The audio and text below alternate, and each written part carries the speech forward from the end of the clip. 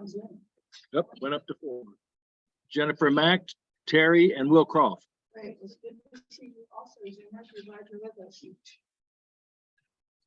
So a couple announcements for you. You'll notice in the middle of your table is a bowl or receptacle of some sort.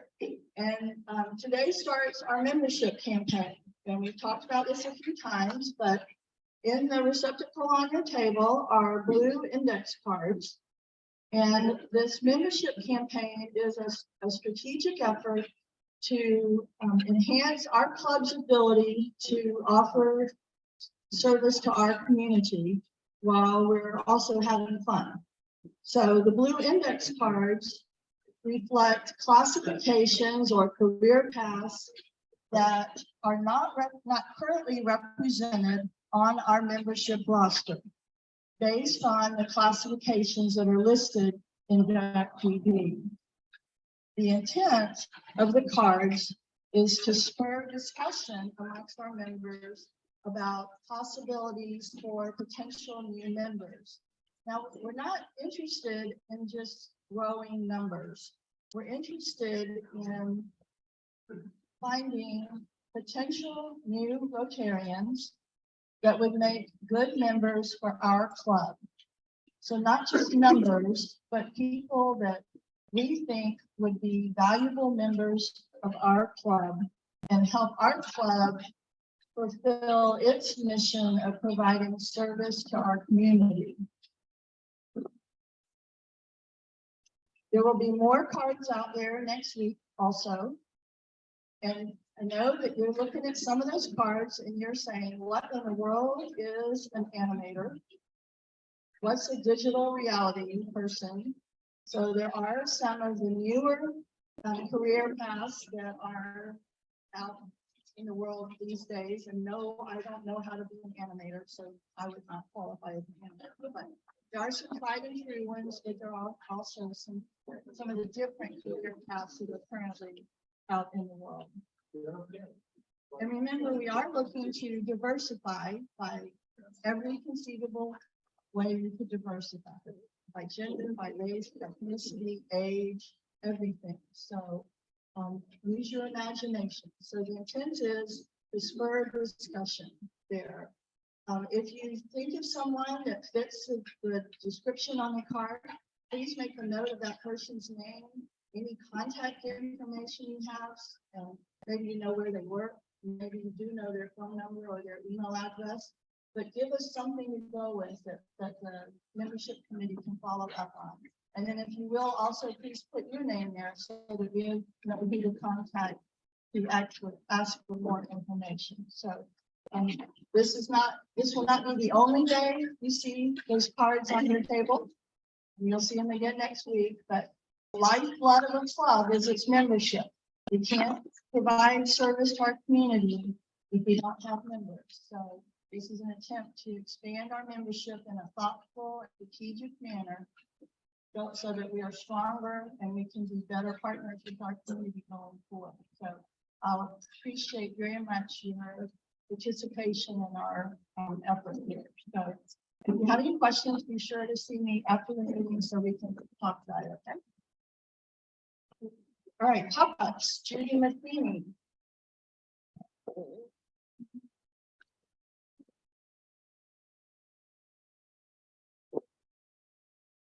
Thank you, President Sean.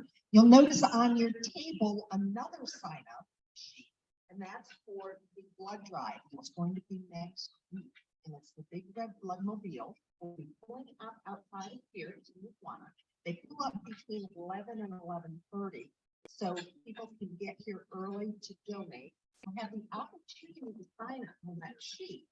And what I wanted to do today was maybe break down some of those barriers that we might have, reluctance to give blood, and just a little bit of what I'm calling fun about giving blood. First off, they noted on there that 483 pints of blood have been donated by this club since 2008.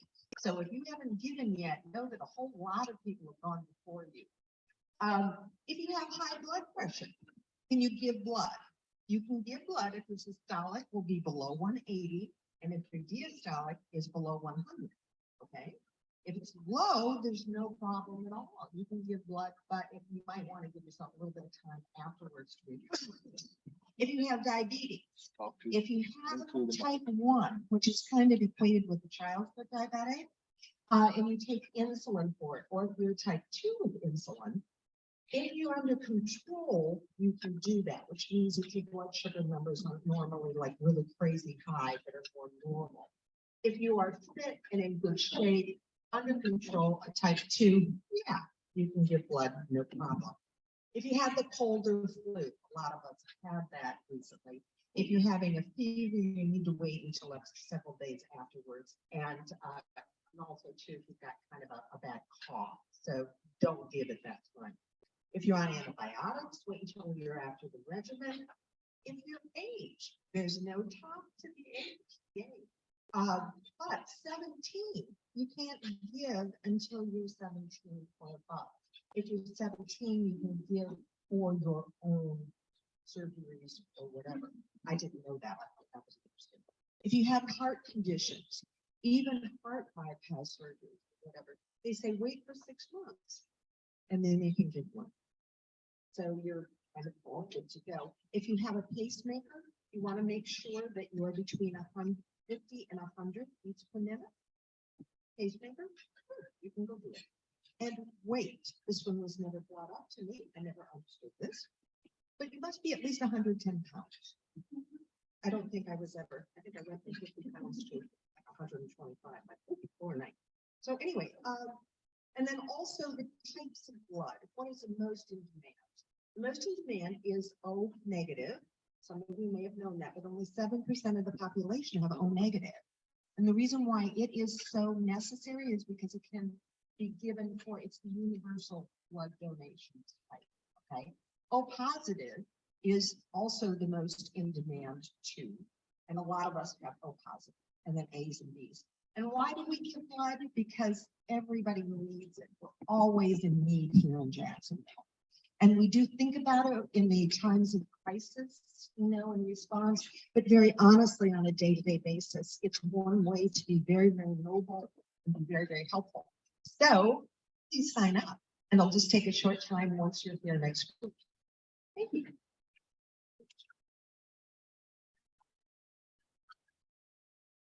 Thank you, Judy. And I think pretty much she just ruled out every reason, almost every reason that you wouldn't be able to come up with that you wouldn't want to give. So I frankly I aspire to be under that weight limit, but I don't think I'm going to make it. Thank you, Judy. Ed Lombard, football pool. I want to congratulate John Runyon, 11-1. This is the last pool of the week. We'll see you next fall. Thank you, Ed. Notice my name still wasn't called out. Lee Davis.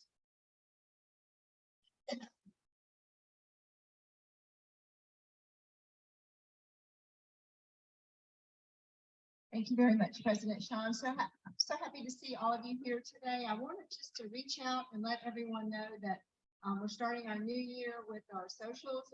Carter Rosenblum has gracefully said he's going to use his venue for us to have our Facebook social. So I'd like to reach out and see if any of our members have their small business or business they'd like to showcase. We'd love to have the event there. The Rotary will supply the drinks and the food. Or if your home can fit all of us in your home or your backyard, that's welcome too. So please let me know if you guys would like to host us for one of our socials coming up. Thank you.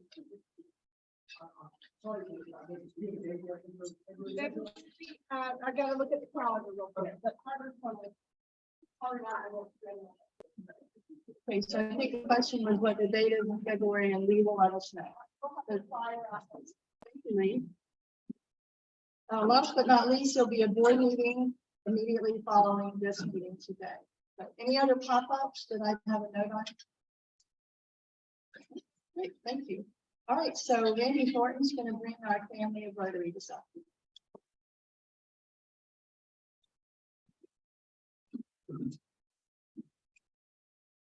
Thank you, President Sean. Family of Rotary, let's start with the birthdays this week. Brandon Hillard on the 15th, Alberta Hips on the 19th, Jim Overton on the 20th. And on the 21st, is Dane Jensen. And I was thinking, hopefully Dane will be celebrating not only his birthday, but a Jaguars victory on Saturday. Hopefully. Does anybody have any updates on any members? Because I didn't have any other. Yeah. So Jimmy Kelly's at home recovering. He thanks everybody for the thoughts. Oh, thanks. For anybody who didn't hear, Jimmy Kelly, is home recovery. Phil Boss, even my story yesterday. Nothing. Oh, thank you. Anything else? I just wanted to end real briefly with, just a few quotes. They're famous people who are really witty and can have just real quick fun quotes. Mark Twain has always been one of my favorite, and because he has ones that are funny, heartwarming, all, but these are just a few Mark Twain quotes. Age is an issue of mind over matter. If you don't mind, it doesn't matter. God created war so that Americans would learn geography. Men are like bank accounts. The more money they have, the more interest they generate. This is Mark Twain. I love these. Mark Twain, classic, a book which people praise but don't read. If you don't read a newspaper, you're uninformed. If you do read the newspaper, you're misinformed. Almost done. What would men be without women? Scarce, sir, mighty scarce. Almost done. Politicians in diapers must be changed often and for the same reason. And last but not least, this is actually one of my favorites. As a pediatrician, this particular Mark Twain quote I use all the time when talking to teenagers. This is clever. It says Mark Twain, when I was 15, I couldn't believe what idiots my parents were. By the time I was 25, I was amazed how much they learned in 10 years. Mark Twain. Thank you. Those were all really good. Thank you very much. So as Carter Rosenblum, our Sergeant at Arms, is coming forward to welcome our guests and introduce our visiting Rotarians. How about those Jacks? Huh? Whoa, yeah.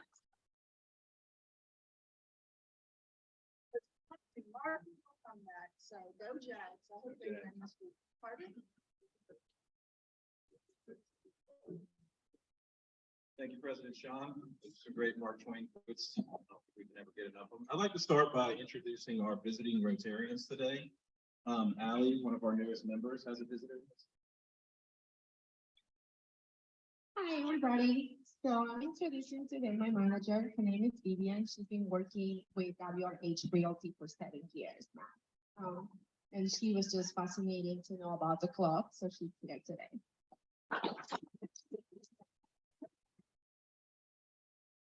King Johnson has a special case. Thank you, Carter. My lovely wife, Dr. Atia Malik, is joining us today. Say hi to Atia.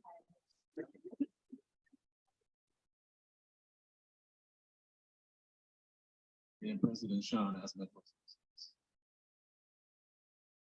I'm happy to have with me today my husband, John Asmith, who's here to hear our speaker. Welcome, John.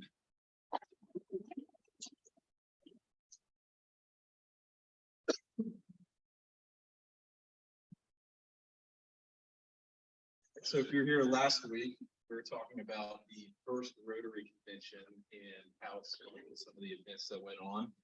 And I thought it'd be interesting to follow up with the second Rotary Convention and how that went, some of the important things that came out of it. So I mentioned in the last one, the second Rotary Convention was held in 1911, it was held in Portland, Oregon. And one of the topics that came up was, should they become the International Rotary Club or should it be called the National Rotary Club? Does anybody know where the first international club and what city it was started? Kind of close. Winnipeg, Canada. It was formed in 1910, right before the national. For some reason, I don't know why people defeated the proposal. They did not want to be called International know would change in years later. What I thought was most interesting was during the convention, 2 important speeches were given that gave us 2 of our famous quotes or mottos or whatever you'd like to call it. And both of these were given in order to go with the theme of changing Rotary from a business-oriented club to more of a community service-minded club. The first speech that was given, which got a standing ovation, was given by Arthur Sheldon, or it was given on behalf of Arthur Sheldon. It was given by Chess Perry. Arthur Sheldon was doing a lot for Rotary at the time. He was in Europe trying to make it more international. But doing all that, he still wrote a speech and gave it to Chess Perry. And when he gave the speech, everything was forgotten except for one sentence that he said. He who profits most serves best. It's debated that was the first time that was said in Rotary, but many people give that credit for the unofficial motto of Rotary. Another interesting one came about with a speech given by Benjamin Collins. He was part of the Minneapolis Rotary group. And they had a principle or a saying in the group, which he said during his speech, which also got a standing round of applause, which was service, not self. Now we know this, which eventually became the service above self motto. So 2 of our important mottos came out of the 1911s. The members who left love these catchphrases because when they returned home and people asked them what Rotary was all about, it gave them the easy way to use these phrases to kind of sum up what they do with their Rotary Club. Now I'd like to end this by reading the final paragraph of the 1911 convention chapter. By opening of the 1912 convention in Duluth, Minnesota, almost everything Paul Harris had hoped for was in place as Rotarians gathered at his busy fort on the Great Lakes. Rotary by then was truly international and growing. Clubs were chartered and operating in Canada, Ireland, Scotland, and England. Hopes for the rest of Europe just over the horizon. Rotary's commitment to community service was increasing, and downplaying the business exchange aspects were helping reduce some of the early denunciation level that was. As he stood before the assembled Rotarians in August 1912, Paul must have felt as if he were the king of the world. But then his world came crashing. And I'll leave that for next week.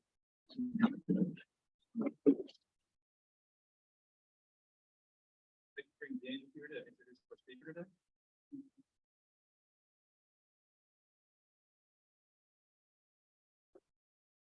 Good afternoon, fellow Rotarians. It is indeed an honor and a pleasure to represent introduce today's speaker, Malik Jackson.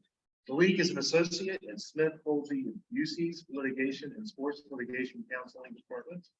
As a former student athlete, educator, and coach, he brings a unique and firsthand experience to his sports practice. Malik counsels clients on issues related to name, image, and likeness, which if you didn't know is what NIL stands for. And more specifically, he counsels and represents high school athletes with eligibility, recruitment, participation, and other issues relating to NIL as they transition from high school to college sports. Additionally, he represents college and professional athletes with endorsements, media rights, and other issues relating to NIL. He represents companies negotiating group licenses, cryptocurrency, blockchain deals, and other issues relating to NIL for college and professional athletes. Generally speaking, Malik's clients value his approachability as well as his intimate knowledge of the athletic and NIL industry, recruiting process, and eligibility requirements. Malik earned his bachelor's degree from Princeton University and graduated from the College of Law at Florida A&M University in Orlando. He was a quarterback on Princeton's NCAA football team, which earned an Ivy League football championship in 2013. As a Jacksonville native, Malik is married to Stephanie, a licensed mental health counselor. He is one of 4 siblings and the son of an attorney and public school teacher. In his free time, he enjoys reading, working out, spending time with his tight-knit family, and giving back to his hometown. As a teacher between college and law school, he led a boys mentorship group for students at his Title I middle school and currently mentors local high school students for mock trial. So now that we all feel lesser about our stuff, please give a warm West Jacksonville Rotary welcome. to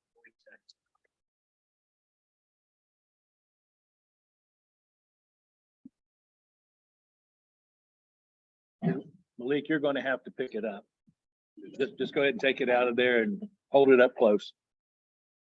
Can everybody hear me? Can you hear me? Wonderful. All right, good afternoon, everyone. I'm Malik Jackson. Thank you for the wonderful intro. And I'm going to talk about name, image, likeness. Getting it up now. And as I give this presentation, please feel free to raise your hand and I'll pause and I'll answer any questions you may have.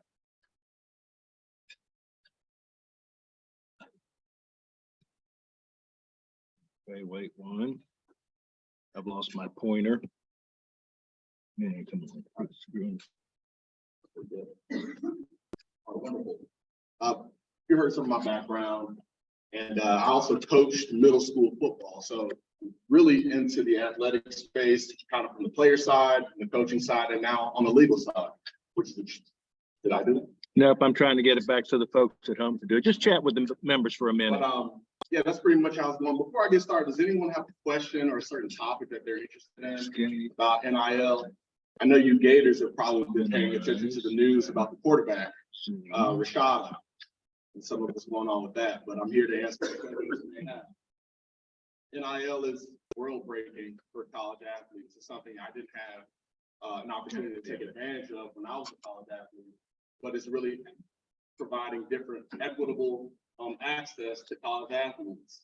We were talking at the table over there about players who couldn't afford to go home for holidays or to fly their families in to watch them compete. And that's a little bit different now, right? There are some contracts for NIL that are strictly with transferring families to games and vice versa. So again, that can be a form of consideration for NIL.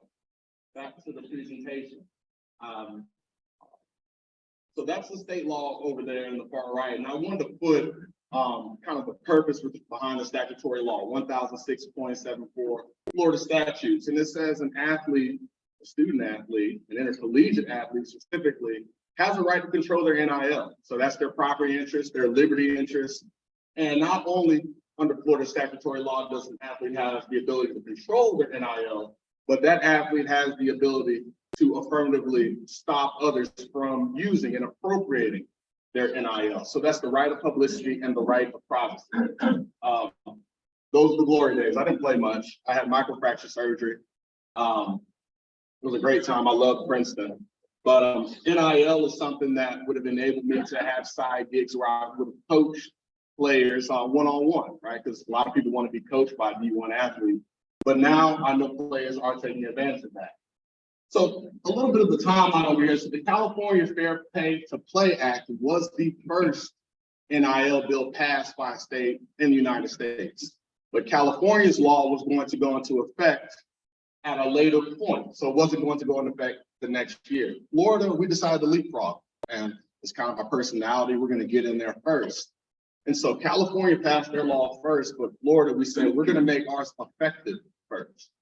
So July 1, 2021 is when NIL was enacted. If you recall, that's the same time the NCAA released guidance on their NIL policy. And that policy says you can earn money for endorsements, sponsorships, what have you. Name, image, likeness rights can be accessed. But the NCAA interim policy on NIL also contemplated what was going on in the Supreme Court. And I think it's important to kind of highlight that very quickly. All right, we have a decision where unanimously, so it doesn't matter your political persuasion, unanimously the Supreme Court said the NCAA cannot limit education-related benefits to college athletes. That's all of them. And so this is an environment where college athletics is in the cultural consciousness. It's the consciousness of legislators, at least at the state level, definitely at the federal level as well. And now we have a situation where the NCAA is getting pressure from the states. Again, the federal side is from the Supreme Court, but the states now are passing NIL laws like Florida and California did. So if you're the NCAA, you're between a rock and a hard place because you litigated on an issue about education-related benefits, but now it's expanding people's minds out to this idea of paying players for their economic value. NIL, in Congress right now, there are a ton of bills that have been proposed. And some of them have different legislative schemes. We have one that was proposed by Senator Wicker, and he wanted to regulate NIL through the FTC. We have other bills proposed and filed by Senator Booker that was a little bit more expansive. It's actually called the College Athletes Bill of Rights, CABR for short. And so different legislators have shown that they have interest with different slices of NIL, but again, there is no federal action legislatively at this point. Now, there is federal regulation that applies to NIL. Nationally, I just talked about Florida, and I think for my Gators, by a show of hands, who knows about the Rashada incident with Florida and him decommitting? Wonderful. Okay, just by a little bit of backup, there's a really good quarterback from California. He's a 4-star, cuspy 5-star athlete, one of the top-ranked players in his class. That player committed to attend the University of Florida on an athletic scholarship, right? Now, that was after that player had verbally committed to Miami. And I think that's important to understand because we're dealing with teenagers. And I want to keep that in mind because these teenagers have advocates, their parents, and different trusted advisors.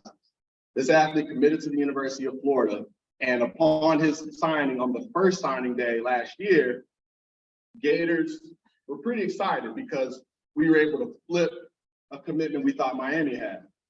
If you fast forward, the enrollment deadline was last week. The enrollment for the spring semester was last week.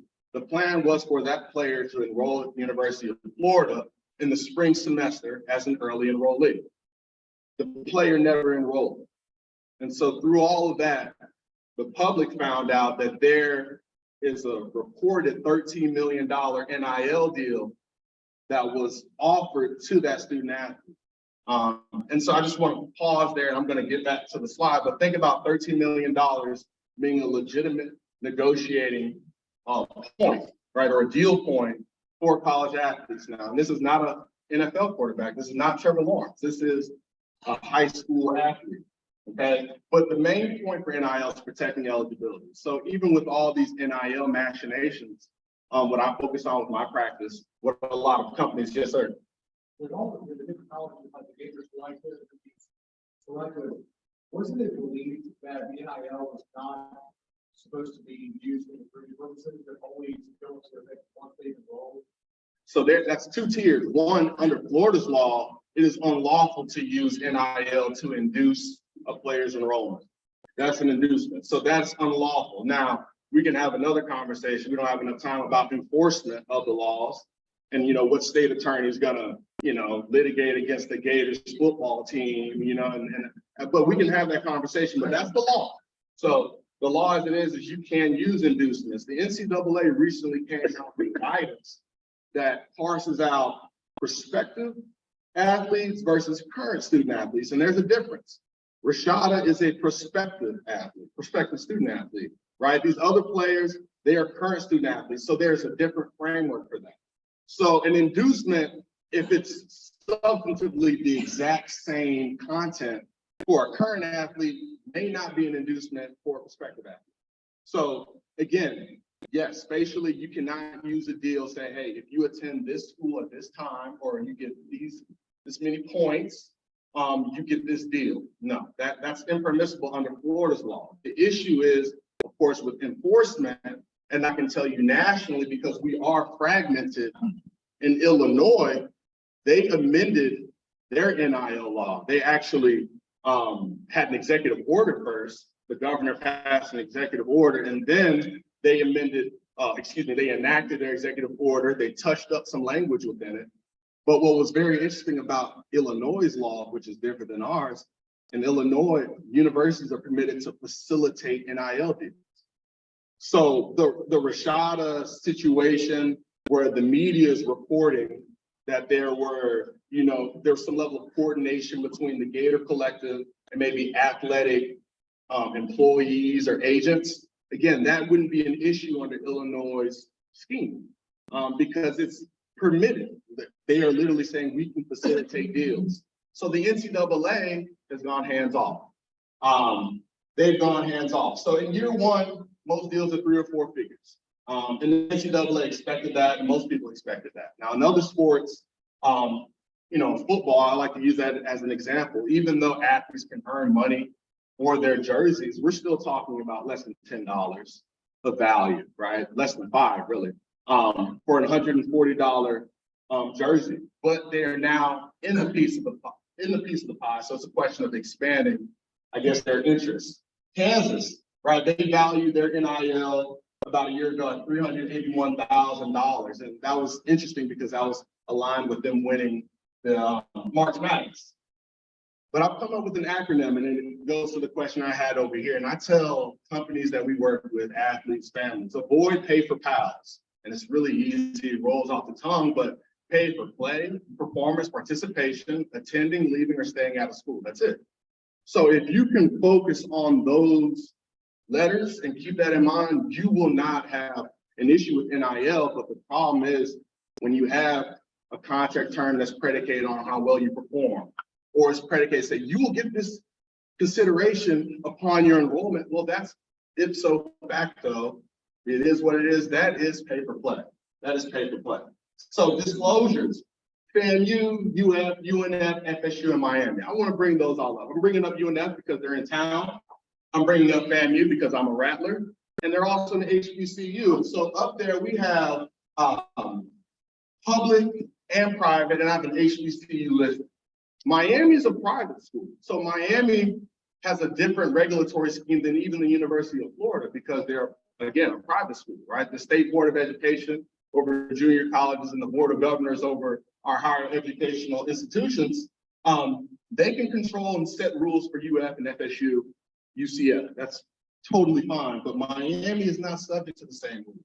And so it's kind of funny because we've known Miami to be this place that wheeling and dealing, that was engaging in NIL before it was lawful or permissible, right? Some would say that they have expertise in this area. We're in a situation now where the policies at each of those institutions will control what an athlete is able to take advantage of in light of our state statute. We have a law, we have a substantive right, and it is, our liberty interests, our property rights are protected by our state constitution. So this is an instance where we have NIL, which is a fundamental right under Florida law, as passed by this statute. The Sunshine Law, I put that in because players are required to disclose their NIL deals. And so again, there's an entire process for this. If you disclose their NIL deal, we have sunshine laws. There's an issue now with some of the confidentiality obligations you have for these NIL deals, right? Do you submit the entire agreement? Do you just give the material terms? Do you just give the term of the contract? These are issues that are being fleshed out right now. But in most schools, you have to disclose each relevant contract term that conflicts. And the conflicts are very interesting. So I'm going to go back to the Gators. I have a ton of Gators in my family. I'm somewhat of a poser. I never attended the University of Florida, but I lived there as a type. And I think it's extremely interesting to keep in mind that in Florida, Gatorade was created. Gatorade, right? Drink of champions, all of that. But if you were an athlete at Florida and you say, hey, I entered a Powerade deal, wait a minute, right? So what is a Powerade deal if you're at a school that has a contract with Gatorade or they literally have an ownership stake in a particular company? These are issues that need to be fleshed out. But avoiding compensation for work not performed. We always tell people, you need a deliverable. What is the deliverable, right? It can't be something as simple as just, hey, and you get money. Are you going to a location? Are you posting certain things at certain times? Do you have to tag a certain brand to incorporate that as a part of your contractual obligation? But again, as long as you're doing something with a deliverable, it's okay in NIL. And a lot of times for a lot of athletes, it's just as simple as posting on their Twitter or Instagram and tagging a brand. Now, that implicates federal regulation with influencer guidelines and endorsement opportunities. But again, there's a multi-billion-dollar industry that's popped up within the past 2 years that is in the light that we need to start to grapple with. And I'll go through an NCAA template form in a moment, because I think it's instructive on some of the obligations on the players. Right, so it's really small text.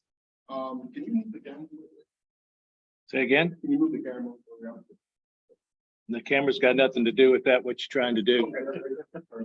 So the NCAA form, that's a form from the NCAA that has a lot of pertinent material information that you would need to disclose. Now, this is not the form, but it's a form the NCAA has available. If colleges or universities want to create a form for the disclosures that are required under their own policies or state law. So student athletes have been compensated, right? The action, whatever the state law or executive action requires you to do.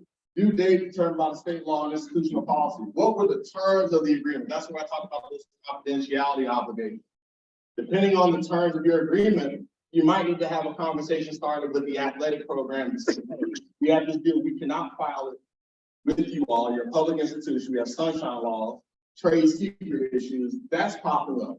How would you be, or how are you compensated? Are you being paid in cash? Are you being paid in cryptocurrency? Are you getting paid in kind where somebody's flying your parents out to watch every competition you have? Then there are tax issues about how you value it. Were your hand raised, sir? Okay. 5 minutes. And then list all parties to the agreement or transaction, right? So it's 5 minutes. wonderful. List all parties. So you want to have an idea of who will be the people impacted, right? An affirmation, my name, I consent to investigations, right? Because the NCAA still has a regulatory sphere of influence over NIL. And then, an affirmation that this isn't an inducement, which is the Rashad issue, whether that was an inducement or not. All right, so takeaways, it's triangle, NIL is triangle. So remember paper pals, remember NIL is triangle. Each side is a different type of party. So I have athletes and their families on one side. I have schools, conferences, NCAA on another, and I have NIL companies on the other side. Those are the three legs of the triangle. So for me, and my practice at Smith-Holsey, I focus more so on the players and the NIL entities, not so much on the schools and conferences. Our client base is more so, again, with players and NIL entities. But with NIL, you have to keep that in mind. Practical considerations. Under Florida's law, only 2 people can represent players for NIL deals.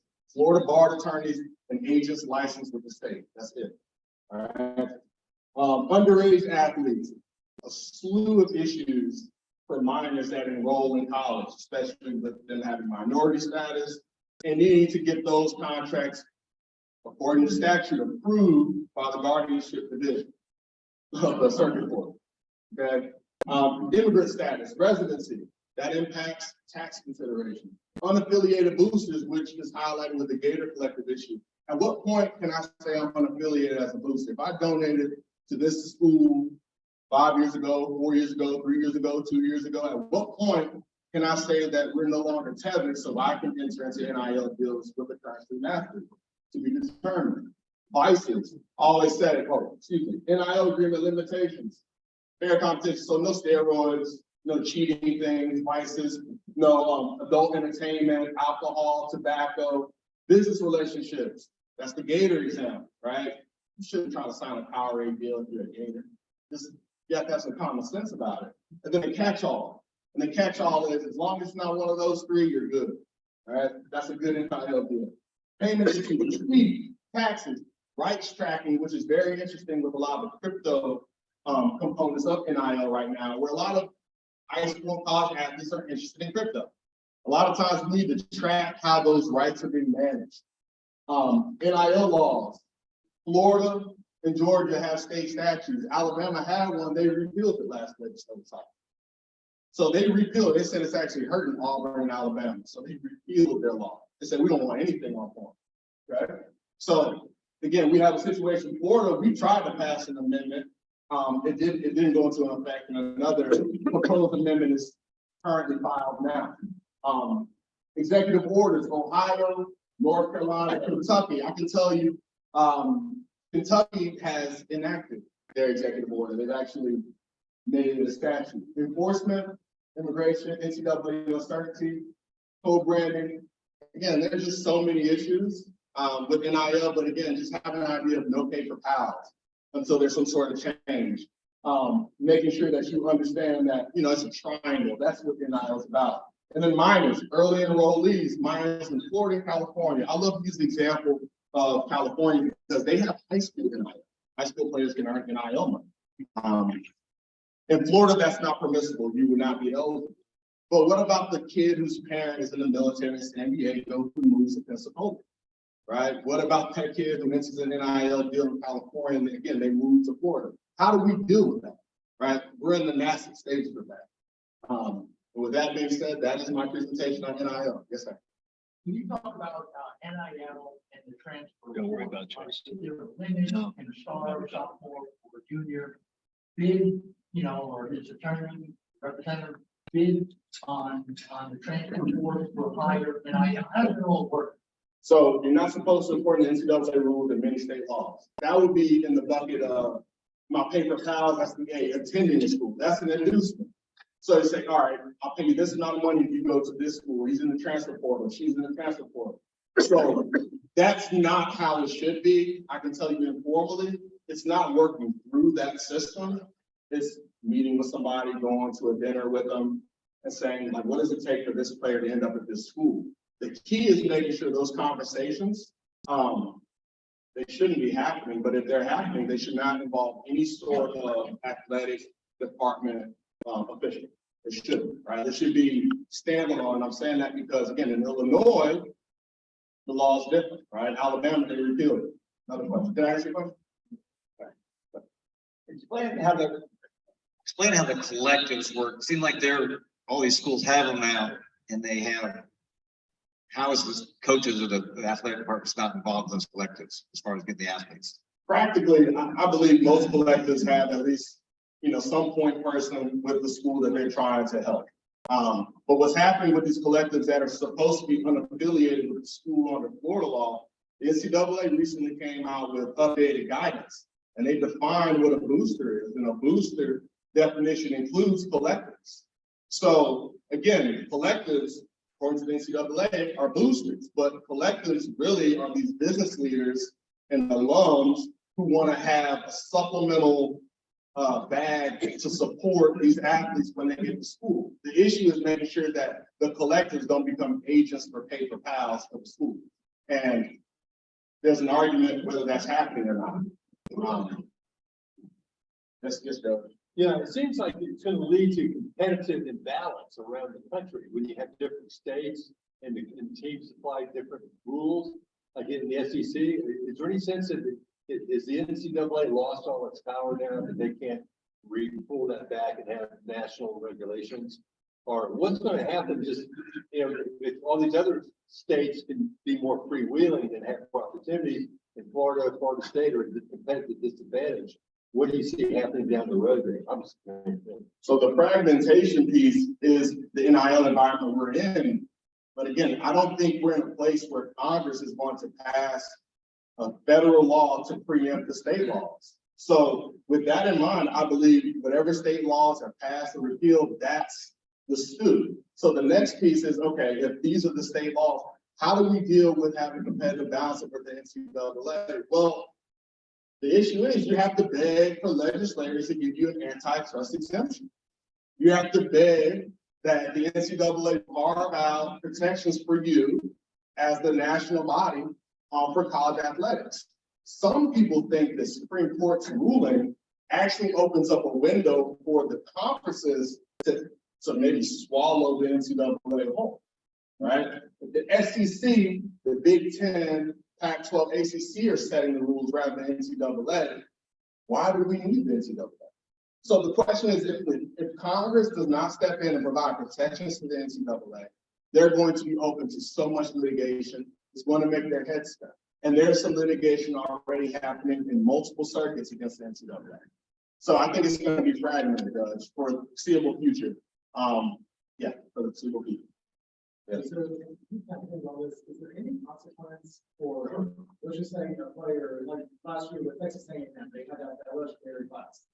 If a player gets on campus, brings an NIL deal, say worth $5 million, but he decides all of a sudden, well, I'm not happy here, I'm not playing, I want to leave. They're already in the potential for it. Any recourse on that NIL that we got, or is he just going to keep it run? He gets to keep it run. That's the issue, right? Because that would be an inducement or pay for play or participation. So it's like, oh, you're not gonna let me keep the 5 million because I'm not on the team? Well, that's an NCAA violation. That's against the state law. So I really think that's what the Rashada issue with Florida comes down. Right? If you enforce a $13 million term as an inducement, he probably doesn't need to attend. It's really about making it smooth out, because that facially from the outside at $13 million is true. And that was contingent on his enrollment, and he entered the contract at a certain time. That may look like an inducement. And if you say, you didn't come here, we're not paying you $13 million, but wait a minute, let's pay you for power. I know we have a lot of questions here. We have time for one more question. At what age do the agents and the lawyers contact the students, or the students contact the agents? So what we're seeing right now, well, lawyers, at least in Florida, aren't contacting anyone. It's usually parents, a coach. It's a trusted family member who will reach out to an agent or an attorney. But what's unique about Florida, if you have a high schooler with issues, it's better to actually speak with an attorney than an agent, because the state statute only covers intercollegiate athletes, right? So an attorney can help with all manner of issues. But, you know, these 17, 16-year-olds, they're really trusting adults to be their intermediaries, as the quarterback is trusting his dad, who used to play football at Arizona as a college athlete. So that's what's happening in this marketplace. These kids have to trust the bottom.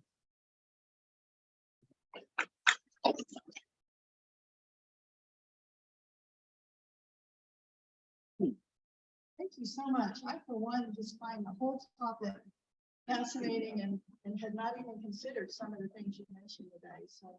So complicated too. So thank you so much for bringing that to us today, Malik. And please know you're always welcome here at our club. We hope to see you again. So please come back and see us. But thank you also, everybody that participated in our meeting today and did anything. We did it before, did the invitation or the pledge or anything. So thank you for doing that. Thank you to our guests today. Please know that you also are always, try to do that. Also always welcome here at our club. We hope to see you again. Let's see. Don't forget that there'll be a board meeting after this meeting today. And our speaker next week will be Craig Smith with the Alhambra Dinner Theater. And Jim Schumacher is going to lead us in the 4-way test. Jim?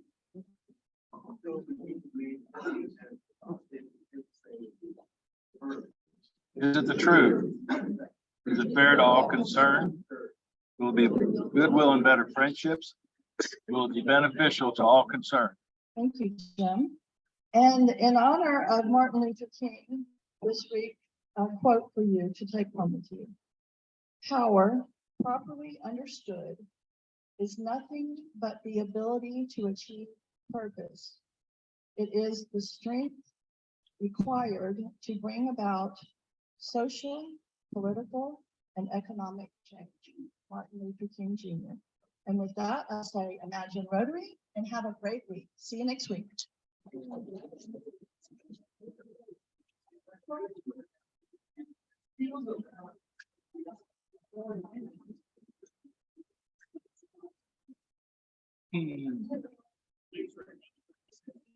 you. You just later.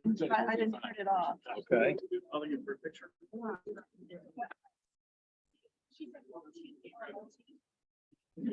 Oops.